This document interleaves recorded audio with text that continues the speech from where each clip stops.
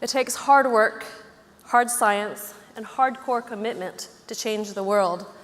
But Calico Chief Computing Officer and Coursera co-founder Daphne Koller and GoldieBlox CEO and founder Debra are doing it.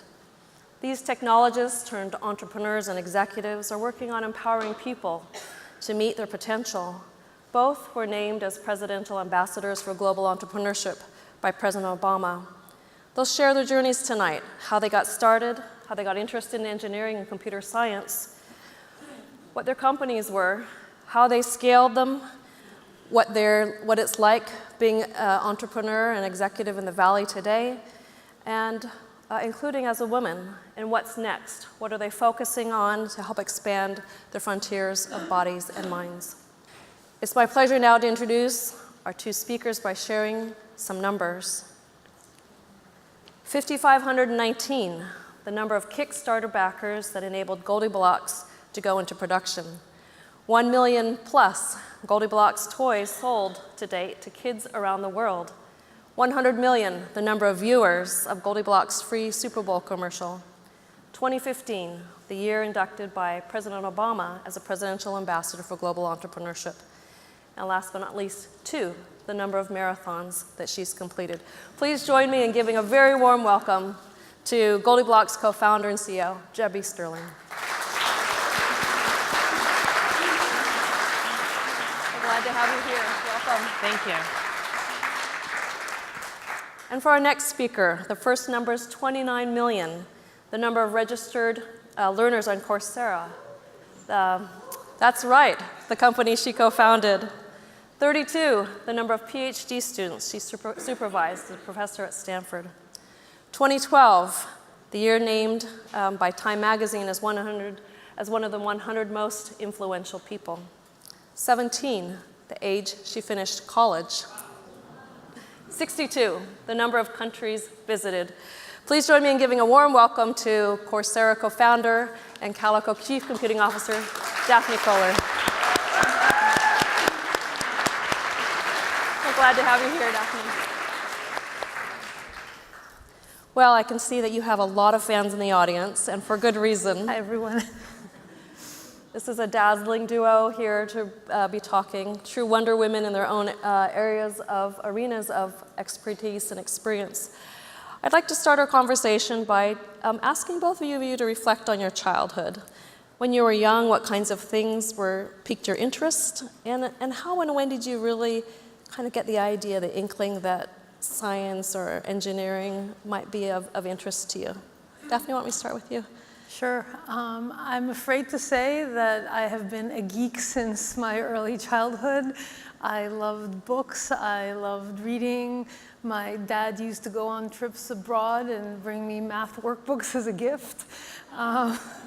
And I, read back, this is pre-internet, I'm afraid. I'm dating myself, but I used to read those Time Life books that had those beautiful color pictures of science experiments, cover to cover. I went through the entire series, and so I've always been interested in math and science, and I'm glad to say that my daughters are too.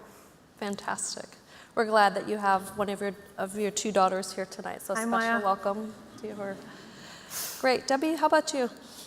Well, I grew up in a small town in Rhode Island and had a pretty average childhood. I was always into many things. I loved art, I loved math, I loved English, I loved reading. And I think that looking back, I think the first time that I got interested in engineering was my freshman year of high school. We had to do a science fair project, and I remember the teacher kind of bribed us and said, whoever wins first grant in the science fair gets an automatic A. And so I was determined to get that A. And so when I was trying to figure out what my science fair project would be, the weekend before a carnival had come to our town, and I was really frustrated because I was playing all those games, like when you throw a ball at the bowling pins, and I just didn't win any of them, and I came home so angry. And so for my science fair project, I decided to do a project on carnival games, why can't I win? And I ended up building life-size carnival games, and through the process kind of learned the physics of these games and how they're rigged so that people can't win. And I just was obsessed with this project, and I won the first grant and I got an A. And it's funny because looking back, I never was really encouraged to do engineering or even really had heard of it or knew what it was. But at the same time, like, I think I always had an interest, and I think that was really the first time that that interest was sparked. So great stories, both of you. So take just a few minutes to describe what you're doing day to day so that we can kind of connect the dots from that point to what you're doing now and your passion. Well, today I run a company that I founded called GoldieBlox, and our mission is to get young girls interested in science, technology, engineering, and math through play. And so when I started it in 2012, my insight to get young girls interested in engineering was through storytelling and characters. And my idea was to create a girl engineer character named GoldieBlox, and to tell stories about this character, and she would solve problems and help her friends by building things. And my theory was that if girls fell in love with this character and her friends, that they would want to make stuff too. And so now, day to day, I run a company that creates toys as well as books and apps and videos and animation, working toward building really a franchise around this character. So if you think about Disney Princess and the way that girls around the world get to grow up kind of living the lifestyle of a princess, GoldieBlox's goal is to do the same thing, but instead of princess, we want to allow girls to live out the lifestyle of being a maker, a builder, and a coder. Fantastic. Thank you. Today I head computing, machine learning, and data science at a company called Calico, which is an alphabet company whose goal it is to help people live longer, healthier lives. So it's a biotech company focused on human aging. And the reason I'm doing that is because I feel like biology and health is the next big data frontier. There's up until about 5 years ago, when I left Stanford to go to Coursera, big data in biology was, we have 1,000 samples. That's a really large data set. And now there are data sets with millions and millions of individuals and thousands of data points or more in each one of them. But in order to really leverage that to make people live longer, you really need to have that dialogue between biologists and clinicians on the one hand and the machine learning people on the other. And if you look at the number of people who actually are fluent in both languages, machine learning on the one hand and biology on the other, it's a very small number. And much as people would like you to believe otherwise about machine learning, it is not a magic black box that you just take your favorite neural network and you toss in a whole bunch of data and just magic comes out. That unfortunately is not true. You really need the people who understand both the problem domain and the technology. And we're trying to build that at Calico with a real dialogue between those two groups, and I think we can really help people live longer, so that's my hope. Great areas of work. We have in our audience many people who are interested in education, and the museum is very committed to helping educate the next generation. Help us connect those two dots. You started with what your interests were as an early person, and then now where your work is. How is your journey directed by your education or by people, classes that you took or training that you received? Start with you, Debbie. Well, I think that my whole life was changed by my high school math teacher, because when I was graduating from high school and deciding where to go to college, and she wrote my recommendation letter, she was the one who encouraged me to pursue engineering. And at the time, I literally didn't know what engineering was, and I didn't have the slightest interest in it. But she was my role model, and I really respected her. And so when I got into Stanford, which was a big stretch for me, and I never thought in a million years I would get in, I wanted to make the most of the opportunity. And so I followed her advice, and I decided to major in engineering. I think that the Stanford engineering program is fantastic. The very first class that I took was ME Mechanical Engineering 101. and I was really intimidated. I was nervous I was going to walk in there and not understand anything. I was one of very few girls in the class, and and I felt like I wasn't sure if I belonged, but luckily I think that the Stanford program, and in particular in that class, they really introduced engineering to us in a very accessible and exciting way. So we were working in groups, and I'm a very collaborative person, and I loved that. We were solving problems and like building things out of like foam core and rubber bands and like soda bottles, and like I had so much fun. I felt like I was a kid again in my doing that science fair project that I loved.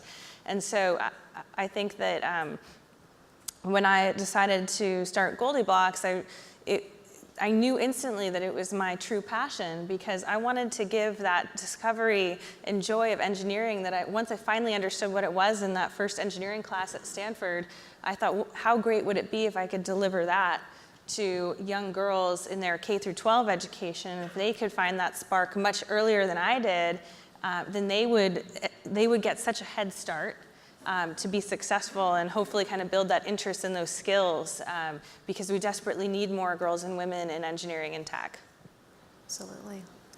So to me, my early childhood convinced me that education is the great enabler. I had both the misfortune and fortune to attend some fairly poor schools, but also then to have had the opportunity to go to university at a really young age and to observe what a transformative influence that was and how many doors to opportunity in education can open. And because of that, I'd always had, even when I was a professor at Stanford, as a research professor, you're not supposed to really spend too much time on teaching. You're supposed to be spending the time on your research.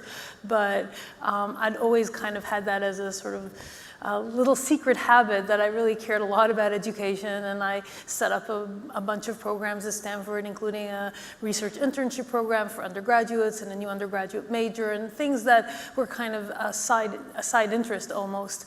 And then when sometime in 2009, 2010, I realized that we really weren't necessarily offering the best educational experience to our undergrads, because especially with the growth of the undergraduate major in computer science, we were lecturing to classes with 150 or even 400 people in them, and that's not a great, that's really just one-way delivery of information. So I was trying to think about how one could create a more engaging, interactive teaching experience where one could really engage with the students in a meaningful way.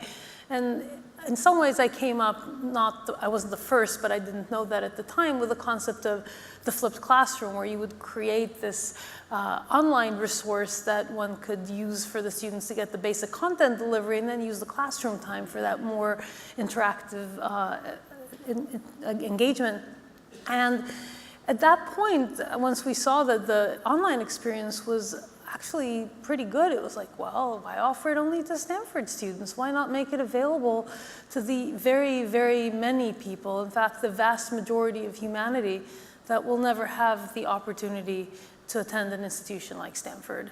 And that was really the inception of Coursera, although we didn't know it at the time, because we took these 3 courses that we'd made for internal Stanford consumption and put them out there almost as an experiment, and within a matter of weeks, each of them had 100,000 people enrolled in them. And it's like, wow, that's more students than I will ever see in my entire life as a professor at Stanford.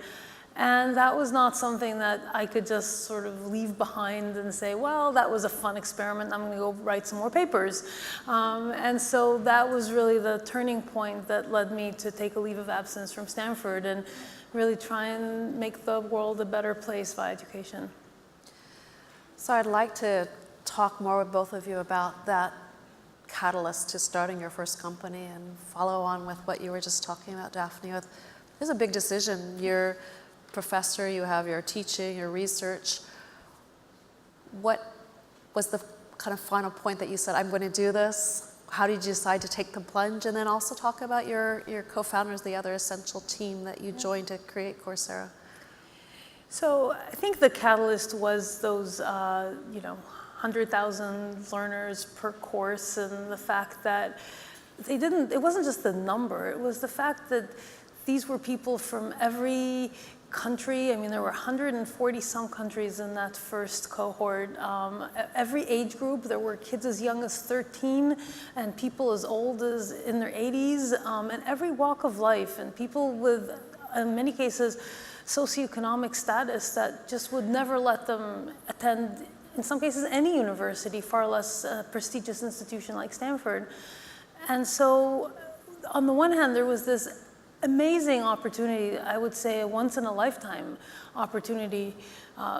Many people are not that lucky to have an opportunity to make this much impact in the world. And on the other hand, I mean, I liked my research a lot, and I was working on cancer diagnostics, and I think that was potentially quite impactful as well. But the number of people that I could touch directly, and not in a matter of years, which is how long medical research takes to make an impact, but in a matter of weeks or months, to really make their lives better, was absolutely, I just couldn't walk away from that. So it wasn't so much a decision that I made, it was like, am I gonna choose A or B? It was something that you couldn't not do. And that's kind of the thing that led me. It's like, okay, there's really no choice. Because one thing I learned is that you can't rely on someone else to just take up your ideas, no matter how good you think they are, and run with them and do the right thing. And so if you want to execute on something you think is important, you have to do it yourself. And so I think, and I don't regret that for a moment. I'm sure I could have written some more great papers and trained some more wonderful PhD students at Stanford, and I loved my students at Stanford. They're amazing, but I think what I did in terms of impact was much more significant and that I could have done in those 5 years.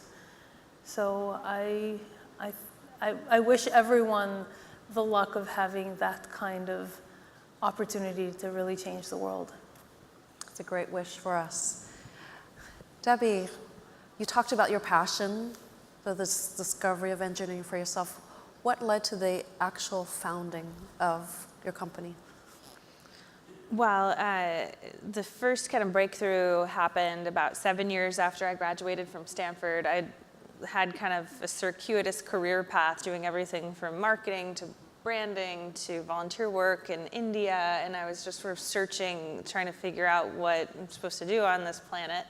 And then one day I was hanging out with a group of friends, and we had started this club called Idea Brunch, where once every couple of months we'd get together over breakfast, and each person would get up for a few minutes and share a fun idea. So either a company or an app or like an art project or just something fun, and we'd talk about it as a group.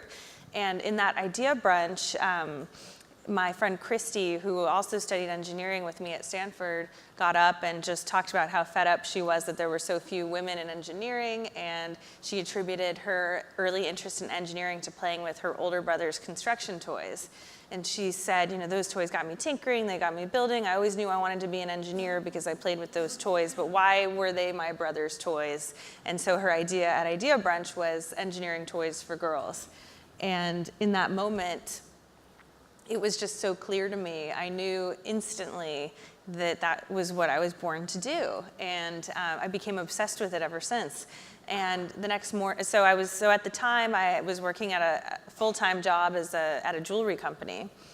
And, but I knew that this was my passion. And so I spent the next 9 months kind of spending evenings, weekends, kind of side hustling. And I was afraid to kind of quit my job and do GoldieBlox full time, because ever since I was old enough to work, I've always earned a paycheck. And the thought of just going out and not making money was so foreign to me. And it was scary, and I'd just never done it before. But finally, after about 9 months, I was saving up as much money as I could so that I had enough in my bank account that I could give myself 1 year to really give it a go. And finally, after about 9 months, it was getting to the end of the year, and it was sort of like the end of December and New Year's resolution time, and I felt like I had to do it. It was all I could think about, all I could talk about. And it was actually my husband who was so supportive and just kept saying, Debbie, you gotta put a date on the calendar and stick with it and leave your job and go do it. And I finally did it, and I'm so glad that I did. I like the way that both of you describe this as something you can't stop thinking about and you couldn't not do it, right? That's fire that's in you. So that fire comes for entrepreneurs, and then there's the challenges. For entrepreneurs in the audience who are kind of looking at what comes after the start, can you describe some of the early challenges that you faced when you were first figuring out the model for your company, thinking about that, early challenges, and how did you face them for Coursera? Start. Well, our founding team was effectively entirely academic. It was my co-founder Andrew Ng and myself and a bunch of students who had worked on some of the earlier incarnations of the system, the platform that we built at Stanford. And none of us knew anything about how to run a business. So fortunately, my husband was an entrepreneur and he gave us some bits of advice. And we were also fortunate in having been able to raise some money very early on, in fact, before the company even got started. But all of the things that we had to learn, it's like at some point, my husband said, so have you gotten insurance yet? It's like, insurance? We need insurance? What do we need insurance for? It's like, well, workers' comp and all sorts of, oh, okay, we need that. So, I mean, there were all sorts of things that just seem obvious and we didn't know anything about, and that was one piece of it. But I think maybe more fundamental is that at the heart of our business model was that fact that we were going to the best universities in the world, places like Stanford and Penn and Princeton and Michigan. Those were our first 4 founding partners. And asking them to do, think about it, we're asking them to take the stuff that's at the core of their existence, their faculty, their content, their brand, for which they charge tens of thousands of dollars, and give that to anyone around the world for free. It's like, what?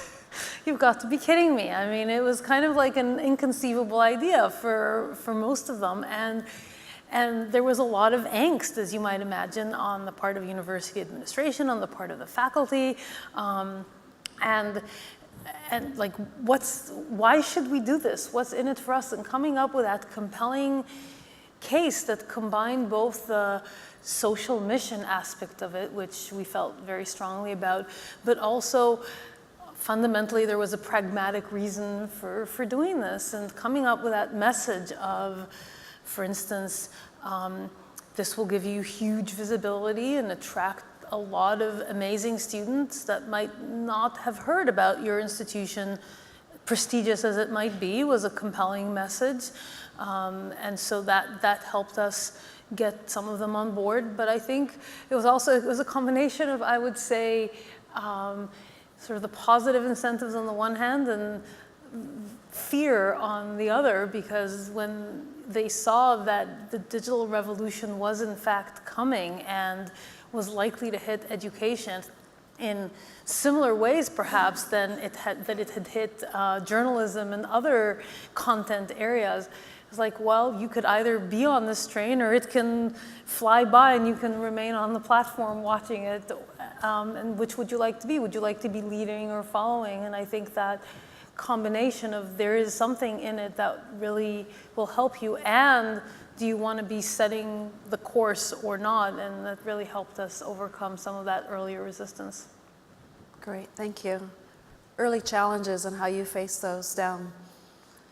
Well, I think that the very first challenge that I faced was just the concept itself. At the time, after that idea brunch, it was in 2011, and in my mind, I went to the toy store the next day and saw the pink aisle and the blue aisle, and I couldn't believe that all the smart kind of building toys were in the blue aisle with boys on the front of the boxes, and the pink aisle had all the princesses and fairies and dolls and ironing boards. And I just couldn't believe that was still the way things were. And so in my mind, it was so obvious that, of course, there should be engineering toys that girls like to play with that appeal to them, and it was an absolute no-brainer. But in the early days, after making some of my very first prototypes, I went to the New York Toy Fair, which is the biggest industry trade show that happens every year, and I was hoping to go and show my prototypes to people, and I was really looking for a mentor. And that was when I faced my first challenge and kind of realization that the toy industry is controlled by white men who they looked at me like I was crazy. And they said, don't you know that girls like dolls and boys like building? And they said that you can't fight nature. And they genuinely believed that there are innate play patterns and that like girls are just never going to want to play that way. And I was pretty shocked and kind of leaving there feeling really dejected and starting to question myself. But what ended up happening was right after the toy fair, I actually went to a conference for social entrepreneurs. And that's when I surrounded myself with a bunch of young people who are really passionate about changing the world and wanting to start companies. And I got up in front of the room and presented my idea to them. And rather than the sort of rejection that I faced at the toy fair, I actually had a room full of 100 people who stood to their feet cheering. And I had a line out the door of people who wanted to get involved. And that was my first sort of test as an entrepreneur, was having the ability to kind of let these people get involved and figure out stuff for them to do. And all of a sudden, every day, like 7 days a week, 24/7, I had these volunteers coming in and out of my house, helping me make prototypes, test them with kids, make iterations, and they were just doing it with their free time because we all sort of shared this passion that we wanted to change things. I love that both of you talk about this very mission focused on changing the world, literally. We're in one part of the world here sitting in Silicon Valley, and many entrepreneurs have talked about sort of the special ecosystem that's here. What was it that led you to start your company here and not go somewhere else, and then to stay here? And were there parts of the ecosystem that supported or maybe even inhibited you as an entrepreneur? Let's start with you, Debbie. Well, at the time that I started GoldieBlox, I was living in San Francisco, and I feel really fortunate that I was here in the Bay Area. I think for starters, I can't think of many other cities where a group of friends would have an idea brunch, and that like half of my friends in the room are entrepreneurs who have started their own companies, and it feels like here in the San Francisco Bay Area, you can throw a rock and and hit an entrepreneur, and so it just feels like it's just normal here. And so I think that part of my building the confidence to even think that I, as a first-time entrepreneur, that I could go do this, I think because of the culture here, it seemed like a normal, reasonable thing to do. And then I think another big asset was things like the Social Entrepreneurship Conference that I attended and many other events where I got to meet people. There were many mentorship programs that I utilized that are here.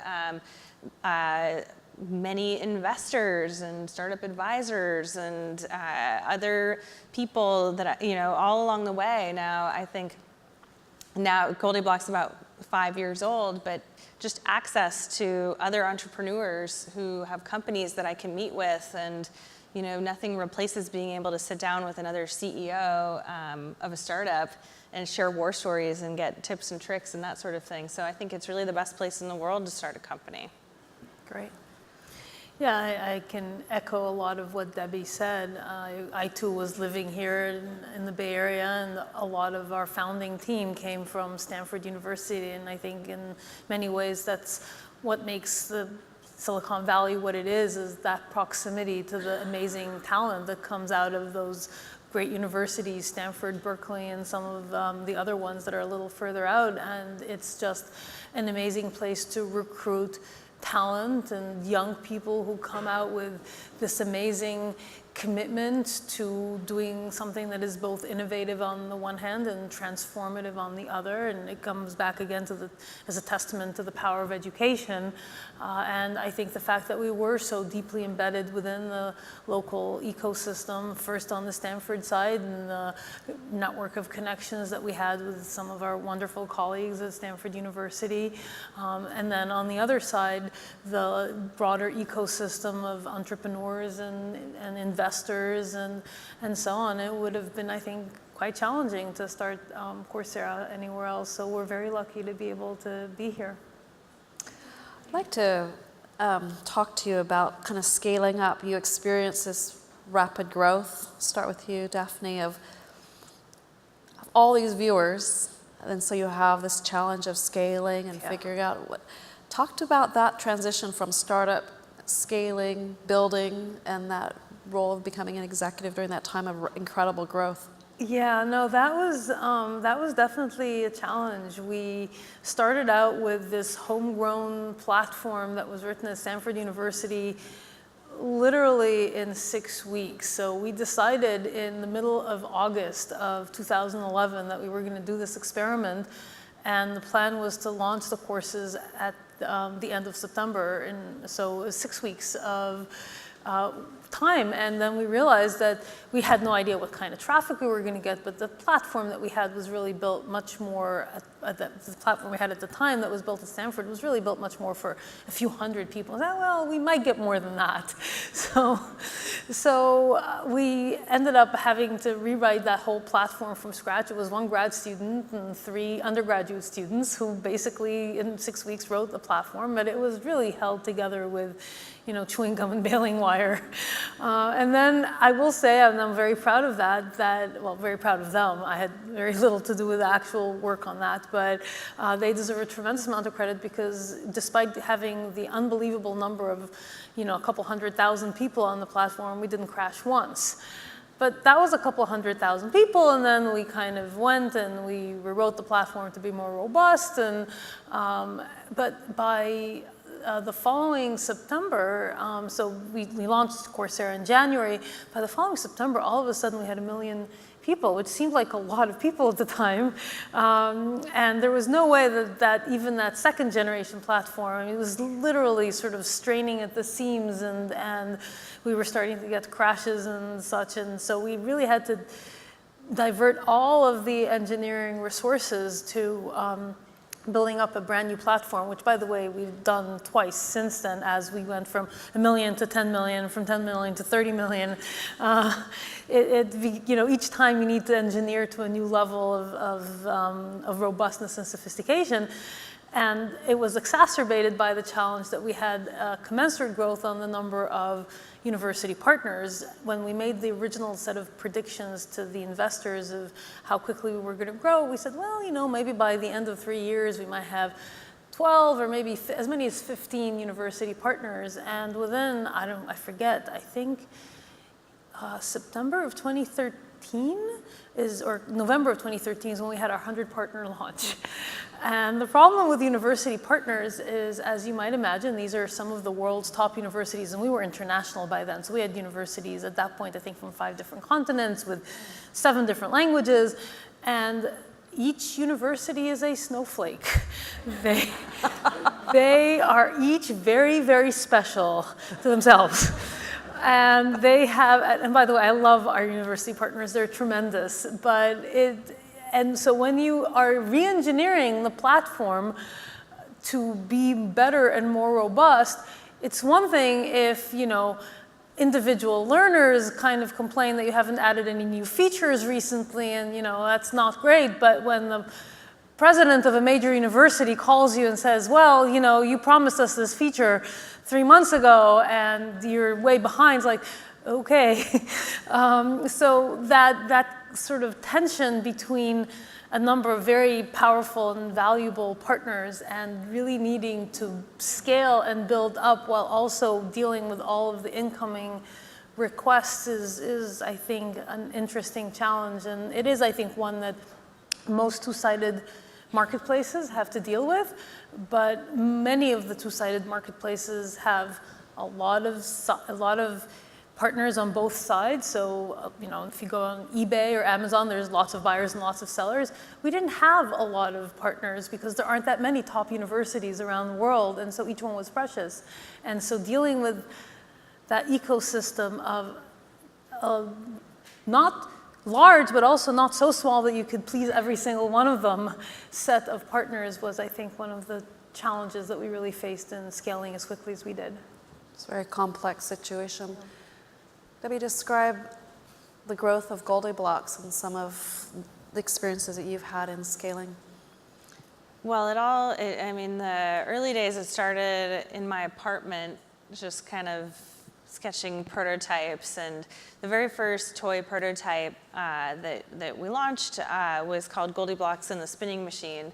And it was an illustrated storybook about Goldie, the girl engineer, building a belt drive to help her dog chase his tail. And it came with a construction kit with a pegboard, wheels, axles, ribbon, and little character figurines that you put together. And so I wrote and illustrated the storybook, and I designed all the toy pieces, and had to work with sculptor to make the little figurines, and I was working with a manufacturer over in China to start the tooling and making all the pieces. And the goal was to do an initial production run, and the minimum order of that is 5,000 units. And that's typically with hardware the way you get started. And so I launched GoldieBlox on Kickstarter, hoping to crowdfund this initial production run. And the Kickstarter campaign ended up being really successful, which was great. And we had about 5,500 backers, which was about the size of your average initial production run. So everything was kind of going smoothly, and I was starting to make like my first couple of hires, and we're all going great. And then the Kickstarter video ended up getting picked up by this company called Upworthy, which none of us had ever heard of. And it went insanely viral, like practically overnight. And the Kickstarter had already ended, but we had a Shopify website, so we were still selling pre-orders online. And before we knew it, we had done almost $1 million in pre-orders of this toy that we, were like kind of getting ready to make this first initial production run. And all of a sudden, it went from having to make this 5,000 unit order to having to produce 40,000 units, and we were already behind. And so, and then the demand just started to increase. Toys R Us wanted to carry it nationwide. Like hundreds of stores are calling us, they want to carry the toys. Like, when's the next one coming out? When's the next one coming out? And so I think that the key really back then was just quickly finding somebody to do all of the things that I had done. So I had done all the illustrations. Now I had to hire 2 illustrators to do that. I had written all the books, couldn't do that anymore, had to hire a writer. Like each component, just finding somebody to fill that in and being able to let go, of something that you really enjoyed doing, so that you could find really great people who are better at you at doing like each individual thing. And so that's really been, that's really what you do in order to, it sounds really simple, but that's what we did. I'd like to follow that up. A natural line that goes for an entrepreneur that's successful is to go from being a solo or maybe a small team to really needing to scale and lead large teams, recruit, retain, manage. Can you describe some kind of a turning point, a decision that you needed to make as a leader, and something that could help other people who are kind of in leadership positions, some sort of a takeaway of a leadership decision that you've made in that role of leading your team? Let's start with you, Debbie. Well, I think, one key point really early on was, as you can imagine, with the company kind of going viral so quickly and all the orders coming in, and it just continued to balloon, and we're just running like crazy, hiring people left and right. We're just trying to fulfill the orders. Things started to come up, like employees wanted to know, like, what's my career path? And like, what are my goals? I'm like, what are you talking about? We just need to get the toys in and out. Like, what is this? And I think really early on, just starting to realize that, questions like building company culture and like, how do you figure that out? And that's something that I wasn't thinking about initially. I was just trying to like get the toys made and shipped. And And I think that really early on, there was a huge wake-up call for me because my leadership came into question by my staff, in particular my executive team, that pulled me aside and said, you know, we don't think you're doing a good job. And that's a really tough thing to hear as a first-time CEO. And the truth was, we were starting to face some real challenges. And up until that point, things had been kind of easy and everything was going great, and our first challenges started to emerge, and I didn't know what to do. And rather than kind of openly communicate and kind of get on the same page with my exec team and then communicate that out to the staff and kind of let everybody know, hey, we have this challenge, but don't worry, we got a plan, this is what we're gonna do, we're gonna figure it out together. Rather than figuring out kind of how to communicate that to everybody, I was just trying to kind of figure out everything by myself. And not communicate to people and just kind of handle it on, try to handle it on my own and get everything done on my own. And as a result, when you're not clearly communicating but things aren't going well, your staff just kind of makes up their own narrative about what's going on. And that's when the rumors start to fly. And so I learned the hard way really early on that in order to be an effective leader, I needed to figure out how to be a really good communicator and almost over-communicate with the team. And right away, I started doing executive coaching, which was transformative for me. And I was really glad that I figured that out early on, because I think if I hadn't, I still wouldn't be the CEO of my own company. Thank you for sharing that. Daphne, what do you have to add? Well, I think a lot of what I'll say echoes comments that Debbie made. First of all, as it relates to company culture, I'd never even thought about the notion of culture, and the concept didn't exist as an academic. You kind of went and you had your lab, and then when I started Coursera, I remember one of the first people that I interviewed asked me, so as CEO, what would you like Coursera culture to be in? I remember scratching my head internally, not physically, and saying, what is culture and why do I need it? I mean, you go to work, you do your work, you go home at the end of the day, what more is there? And I think I now understand much better how different company cultures can be, and I don't need to tell this audience about some of the interesting examples that Silicon Valley has to offer in terms of different kinds of culture, and how important it is to be thoughtful and proactive about that rather than just kind of assume that the right culture will emerge on its own organically, because it doesn't necessarily, and I think it's just really important to be thoughtful about that. The other comment, also echoing, I think, a comment that Debbie made, is that, again, maybe coming from my past as an academic, there's very little mentorship that goes on in academia. I mean, once you finish your PhD, I remember when I showed up in my Stanford position the first day, and they said, your office is around the corner, there's the key, you start teaching on Tuesday of next week, good luck. And here's the curriculum that the previous person who taught the class has been using. You can use it or not, and so you kind of figure stuff out on your own, and that might be okay as an academic, although I will say that my first generation of students in my class, I'm sure, does not remember me fondly because that week to prepare wasn't all that great. But when you get into a business setting where things are just moving so incredibly quickly, and there's so much that you have to deliver on for your employees, for us, for our learners, for our partners, and there was just so much that I needed to figure out that I'd never done before, and I thought I could figure it all out by myself. That is, I figured it out as a Stanford professor, so, logic will get us there. And I think one of the things that I wish I could have done differently is to realize earlier than I did that it's really useful to hire one or more people who've been there, done that, who've been at startups, who've scaled companies, so that there is someone on the team that you can look at and say, how did you handle that when this happened to you at your previous company? And building a strong and cohesive executive team where there's real trust and also a diversity of different experiences and knowledge, I think is really important to the success of a startup. And no, you cannot do it all yourself. So both GoldieBlox and Coursera are at this intersection of education and technology, STEM and other things. And I'd like to ask you about where you see education and technology, how it's shifted since the time that you started your company, and what do you think are some of the hardest challenges that you think that your companies can help be solutions for going forward? Let's start with Coursera.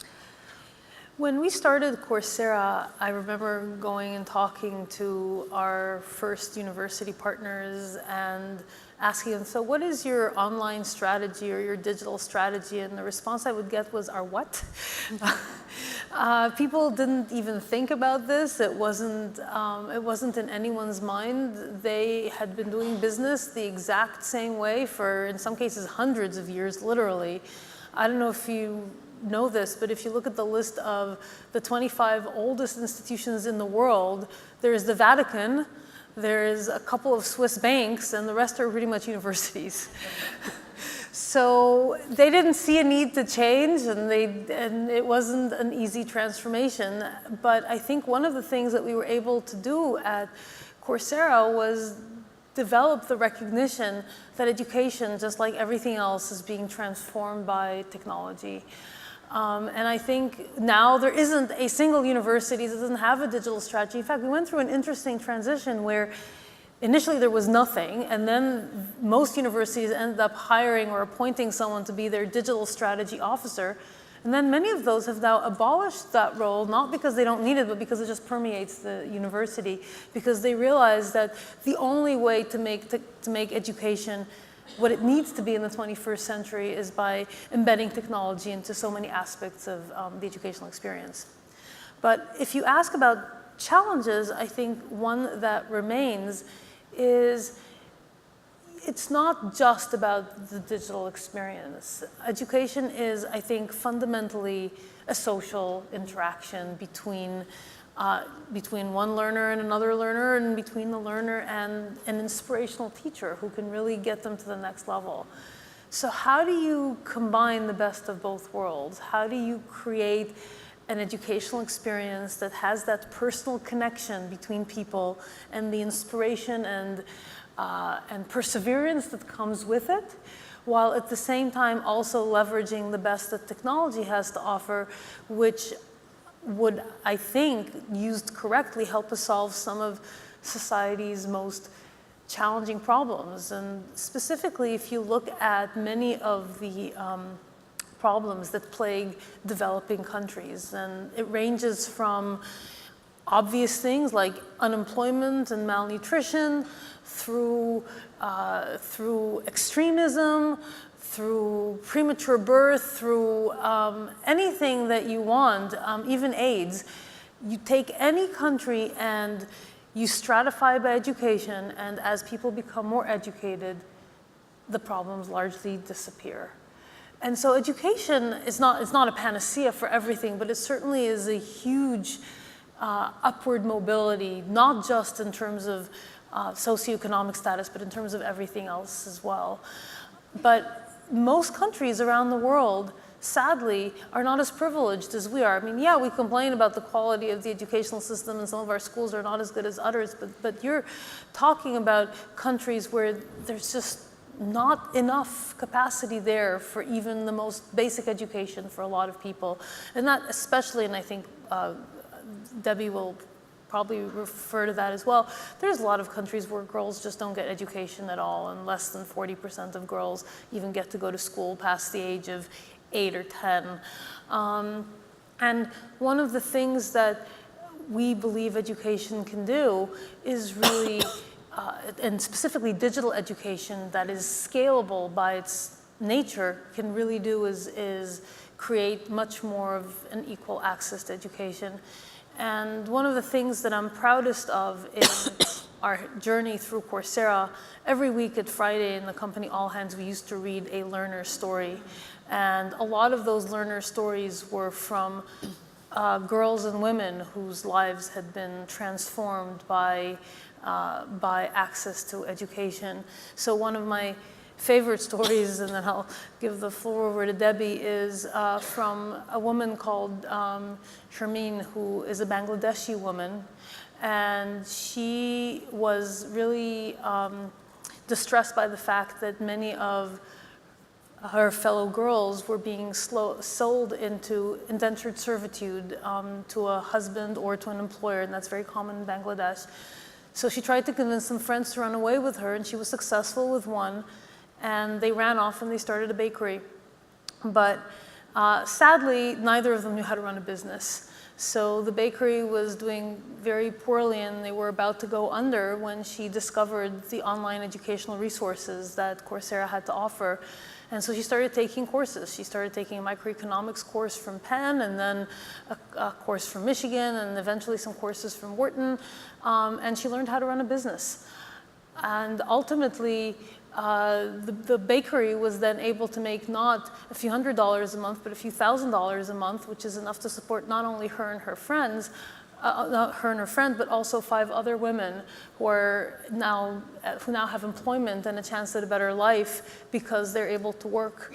And she not only offers them the chance of employment, she also requires them to take a few hours off every week and take online courses so they too can move on to the next level. And so I think, to me, stories like Sharmeen's are one of the most powerful things that we were able to offer via digital education.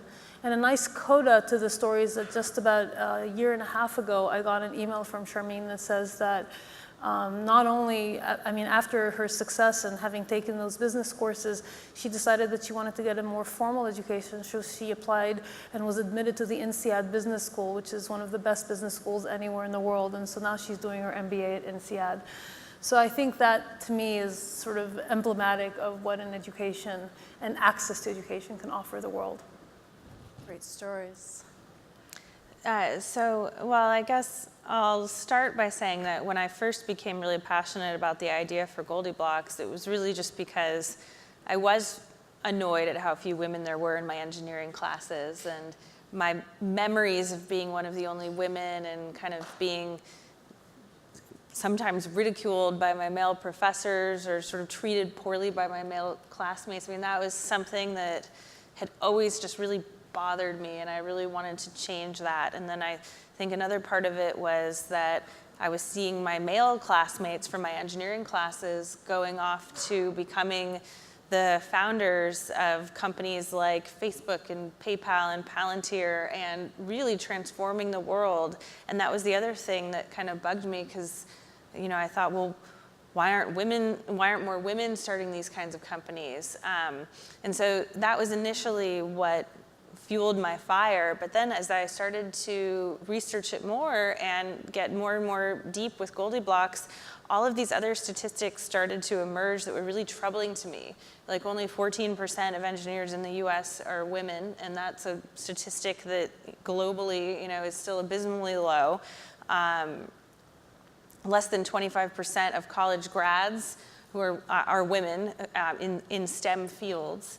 And girls start losing interest in science and math and engineering and losing confidence, as young as age 8.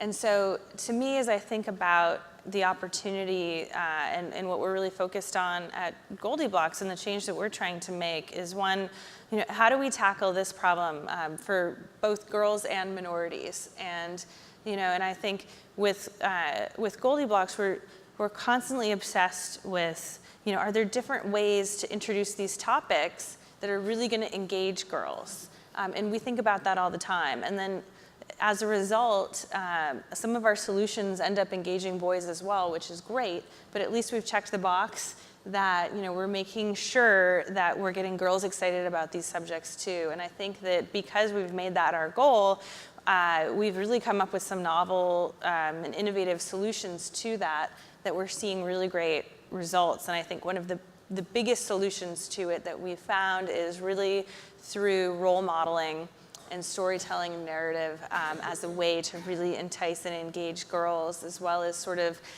giving the message to what every little girl wants to do is she wants to help people and make the world a better place. It's a wonderful thing about young girls, and yet the way that engineering has often been presented is just this intimidating, like confusing word that no one even knows what it means. By sort of almost rebranding engineering and sort of presenting it to a little girl as this can be an outlet for you to help people. If you get into engineering and technology, you can save lives. You can make the world a better place. Just repositioning it, I think the biggest challenge that we have that I'm trying to tackle with GoldieBlox is just getting girls interested in the first place, because I think that they have the ability. We just need to get them interested. Given the climate, not only statistics, but also a lot of stories that are being told nationally as well as here in the Valley about challenges for women and the gender gap, not only in tech, but also in venture capital and other areas. Let's have that conversation. I would love to hear if you've experienced personally or seen others specific challenges as being a woman as an entrepreneur or in your field. And then if you could just say one thing that you think is working well that you would like to share sort of as a best practice. So a personal challenge you've experienced and then a best practice. Let's start with you, Daphne. So the stories that we're hearing are just horrifying, and I have to say that at least for the most egregious aspects of the stories that we're hearing, which I'm sure are true, I haven't personally experienced them, and which I'm very lucky.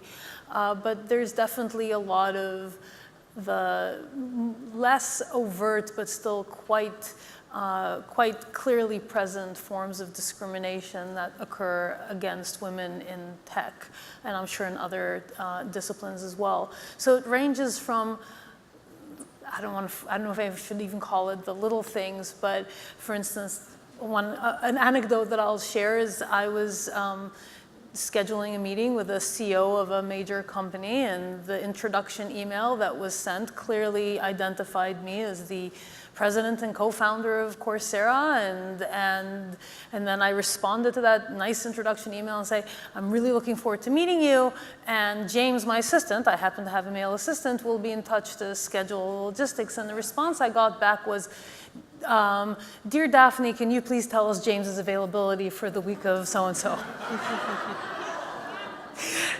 And that was not the first nor the last time that happened. And so that's one example.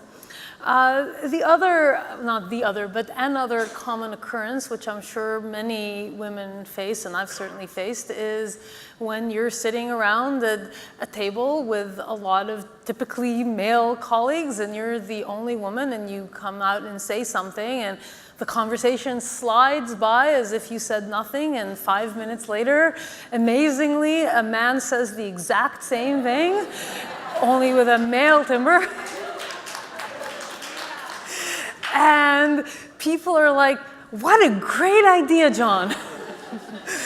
And you're really in a bind at that point, because one option is to say nothing and have this continue, and as usual, not get any kind of credit for ideas that you come up with. And the other is to say, well, I said that 5 minutes ago, and you come across as being shrill and strident, which for women is like horrible words, as I'm sure you know.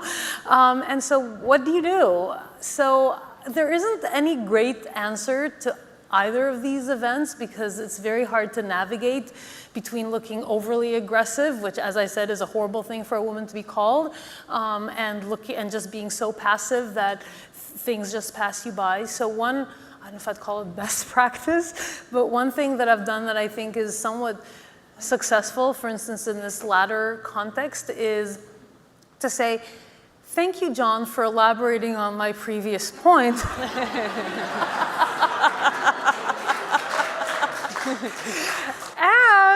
And then you continue, and then you manage to sort of make that point without looking like you're just sort of claiming credit. So I don't know, that's one thing that I've done that I think is at least somewhat helpful in this regard. Thank you. Well, I could go on and on for hours about this topic. I think that the first time that I experienced the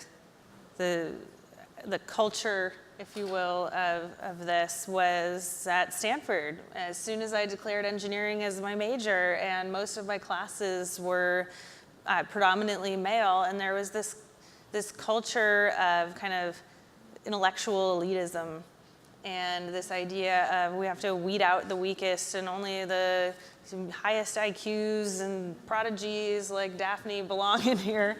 And for somebody like me who had no engineering education in my entire K through 12, I felt completely intimidated, and I didn't feel like I belonged, and I wasn't acing every class, and I was struggling, and the material I found very challenging. And I think that I felt that my male classmates didn't think I was good enough, and for many years I didn't think I was good enough. But I was stubborn enough to stick with it anyway, and I was interested in it enough, and excited and passionate about the opportunity for engineering to change lives that I stayed with it. And then going into entrepreneurship.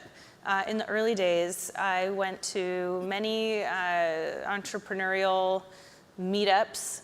I applied for a tech accelerator program that was very male-dominated. I was very excited because we had made it to the final round of interviews, and I showed up, and again, I was one of the only women in the room, and I looked around, and it reminded me of my classes all over again, and it was all these young guys. And I actually brought my first toy prototype with me, and it had a napkin over it. And one of the guys shouted out, "Oh, did you bring us cookies?" He literally thought, and I don't know if he said that to get under my skin, or if he literally was thought like, "Oh, woman, napkin, cookies." Like, I still to this day, I don't know.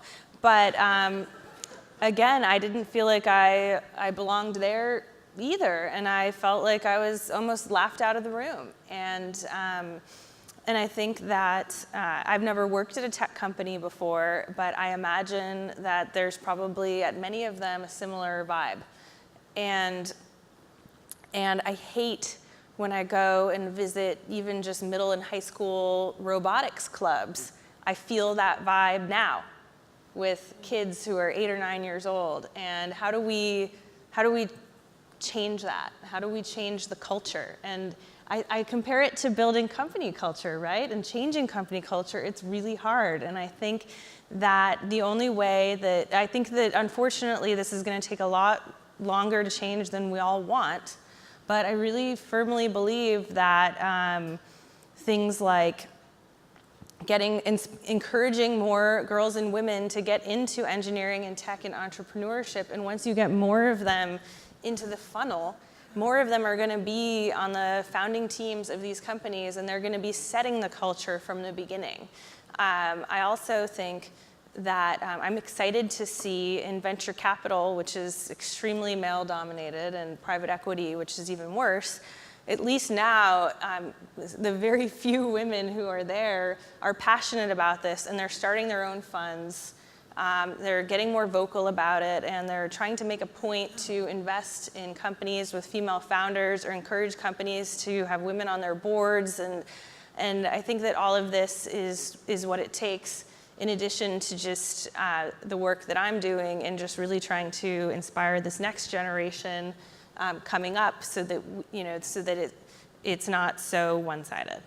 Can I just add one Absolutely. short comment to that? So while I think it's really wonderful to encourage more women to enter technology and also to be proactive in changing the culture of the workplace, it's also something that men can contribute to. So for those of you in the room who are men, it's also on you to sort of, when someone ignores a comment made by a female colleague sitting around the table, it's a lot easier for you to say, well, Debbie said that 5 minutes ago, and I think it's something that all of us can contribute to. Yeah, but I think one other thing to add to that is I think one of the biggest problems is, I don't know what the latest stats are, I think only 2% of women-owned companies have access to VC funding. And how are these women supposed to, how do we expect these women to be successful and grow their businesses when everybody's overlooking them? And I remember very distinctly having a meeting with a very prominent Silicon Valley venture capitalist, and I was, and this was early on, and I was pitching him about GoldieBlox and telling him how passionate I was about GoldieBlox and my vision, and he said, you know, venture capitalists, like, we're in the job of pattern matching. And we look for, like, we're looking for, often we invest in like this particular type of founder that we've had success with in the past. He's like, and when I look at women like you, you look like an attractive woman who, you know, maybe would be a good spokesperson. You know, and I at least appreciate that he was honest in saying what most people probably think. And I've done my homework to learn how to pitch my business to an investor, and it's different than how you would pitch it on TV. And I've had to learn that. But I think that investors need to learn how to you know, how to change the way they think about pattern matching so that they can, you know, really benefit from these bright, amazing young women who have great ideas and may be different than the types of people they've invested in the past, but not to discount them for that. Hear, hear. Thank you to both of you. Here's some questions from our audience. The first is, so what are you focused on for this year and what's ahead? What's next? Let's start with you, Debbie. Well, we have been focusing quite a bit lately on growing the GoldieBlox brand and character. In particular, our character's Goldie, who is actually the first girl engineer children's character, and Ruby Rails, who's her best friend and the first African-American coding character for children, which is so crazy that there weren't these characters in children's entertainment before. But anyway, we're really focused on building up awareness amongst kids of these characters. And the recipe that we found, the most success in that, and that we're really spending a lot of time and energy that I'm really excited about, is on YouTube. And so we're creating a ton of shows on YouTube starring these characters, building things, hacking, making robots, failing and learning from failure, and keeping at it. And we're really excited. We're starting to grow quite a big kid audience there. So check out the GoldieBlox YouTube channel because it is pretty fun. I'll second that. Check it out. It's very fun. So Daphne, you've returned to science and are now at Calico. We've spent much of the evening talking about your role building Coursera, but now you've returned to applying AI, machine learning to bio. What are you focused on for this year and ahead in this role? So I've been at Calico for just a little over a year, and I spent most of that year building an amazing team of just remarkable people who really can bridge that gap between data science, machine learning on the one hand, and biology on the other. And now I think we are really starting to look at some of the remarkable data sets that have been produced over the last 5 or more years. And biology is really at the cusp of a transformation. There's been technologies, even just in the last 5 years, that have just emerged as huge enablers for data production in science. And it ranges from next generation sequencing. If you remember the first human genome, we were talking about $100 million, and now we're talking about $1,000 per genome. And it's going to be 100 in a few years. And that's just an amazing enabler to collection of large amounts of data. And there's CRISPR and microfluidics and robotics. And so one of my favorite statistics in this regard is from a paper that came out 2 years ago called Big Data, Astronomical or Genomical. And it makes the point, which I think will resonate with this audience, that if you look at the number of human genome sequenced per year from the first human genome in 2001 through today, and it's on a log scale, then it's growing linearly in a log scale, only it's growing twice as fast as Moore's law. So if you project outward from 2015, when the paper was written, to 2025, depending on whether you believe that the growth rate will continue only as fast as Moore's law or on the historical trend line, the number of human genomes sequenced is between 100 million and 2 billion. And not just human genomes. It's not transcriptomes and proteomes and electronic health records and the stuff that comes off of our Apple Watch and all of those other data streams that can really give us tremendous insight on human health. So how can we bring all that data together with the right intuitions by putting the right people in the room to give us that much deeper understanding on what makes us healthy or not healthy, and specifically in the context of Calico, what is it that for every year of life past the age of 40, which is very sad for some of us, maybe not for Debbie, but for the rest of us, that every year of life past the age of 40, your risk of pretty much every major disease, whether it's in oncology or metabolic disease or neurodegeneration, increases exponentially. What is it that we can do by leveraging the power of biological data and computation to get insight into what makes that happen and hopefully slow it down? And that's what I hope to do. It's not going to take a year, but at least to get started. It's a great start. So I love this question. It might be in the spirit of part of our title, these Wonder Women. Aren't they remarkable? Yeah. This question says, I'm going to turn to first you, Debbie. What do you consider to be your number one superpower? Okay. I actually think my biggest strength isn't actually engineering. I think it is branding. I've always loved branding, and I almost think with GoldieBlox, I'm rebranding engineering. Great.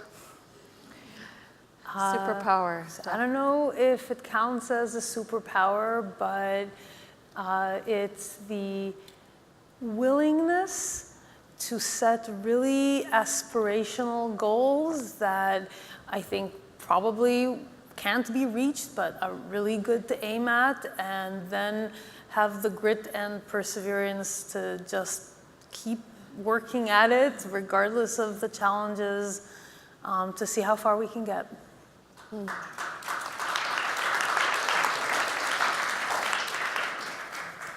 This question says, if you could give one piece of advice to a budding woman entrepreneur, what would it be?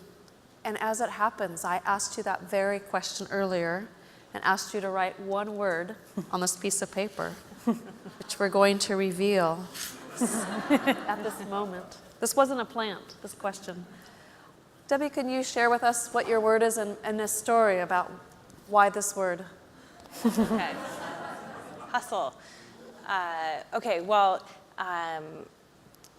when I went to that first social entrepreneurship conference, and this was right after I was rejected from the toy fair, I was feeling pretty low.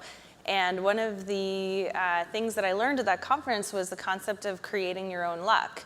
And so a bunch of entrepreneurs came in and talked about the key to their success, and it was really that, you know, rather than just sitting around kind of waiting for your big break or waiting for something to happen to you, you really have to go out and hustle and try to make things happen for yourself. And so the idea of hustling means, you know, putting together a list of who are all of the, you know, who would be my dream mentor. You know, if one day I could meet this person and get them excited about what I'm doing, wouldn't that be great? And actually going after it. So putting together, well, who do I know that might know somebody who might know somebody who knows this person? And then going out and meeting with them and taking them out for a cup of coffee and telling them about what you're doing and getting them excited, and then getting one step closer and one step closer. And my favorite story of how I created my own luck early on was I really wanted a woman named Jennifer Siebel-Newsome to be a mentor for me at GoldieBlox, because she had created a film called Misrepresentation about the representation of women and girls in the media, and I just thought, this woman is going to get it, and I really want her advice, and she's got a great network of other women. If I could get them involved, it would be great. But we had no mutual friends on Facebook, you know, no friends on LinkedIn. But as I was stalking her, I found that she was doing a screening of her film with a Q&A just a couple hours away. And so I bought a few tickets and convinced some of my volunteer friends to come with me, and we took the drive and went to the screening, and at the end it was getting late and we were all hungry and nobody had eaten, and I was like, we should go. And my friends are like, are you kidding me? You made us come all the way out here and practically shoved me onto the stage at the end. I cut the entire line and introduced myself and you know, told her about what I was doing, and she said, I'd love to help out, and she gave me her email.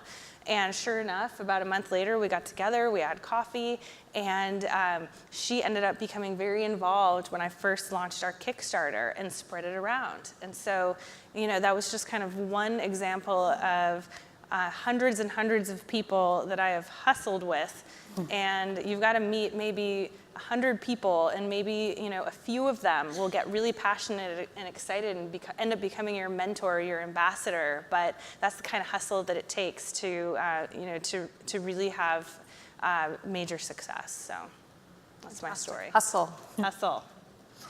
Okay. Daphne, do you want to reveal your word? So I've already used my word once a few moments ago, and it's grit. As an entrepreneur, regardless of gender, but certainly harder for, I think, women than for men, you will encounter many, many challenges, some of which seem insurmountable. And we had, I think, our fair share or more of those at Coursera. We were in a very difficult market with a lot of very well-established ways of doing things, and we were doing things completely differently. And there were a lot of times when things that seemed like we had a clear path to success, and we wake up one morning and a major partner that had basically committed that we were going to do something together is like, sorry, changed my mind. Or all of a sudden, someone that you'd had a great conversation with and were thinking, maybe we can do something together, turns out to have been a competitor that's launching without having told you. And there's all of these things that happen that you look at them and you say, wow, I should just fold up right now and roll over and play dead, because there's no way you're going to recover from this. And you just keep going. And sometimes it requires that you stick to a path even when that path seems like, boy, that competitor is moving ahead really quickly because they're doing all sorts of shortcuts, and we have a path, and you want to continue doing what you think is right and not just sort of follow the competition and do whatever everyone else is doing. In fact, you need to do what you think is the path that will do the right thing by your customers and by your employees and by your aspirational goals. And I think that stick-to-itiveness is probably one of the most important properties that any entrepreneur can have. Well, Daphne and Debbie, it's been incredible to have both of you here. So I'd like to thank you for sharing your stories, your insights, and making a very meaningful and memorable evening here at the museum. So please join me in thanking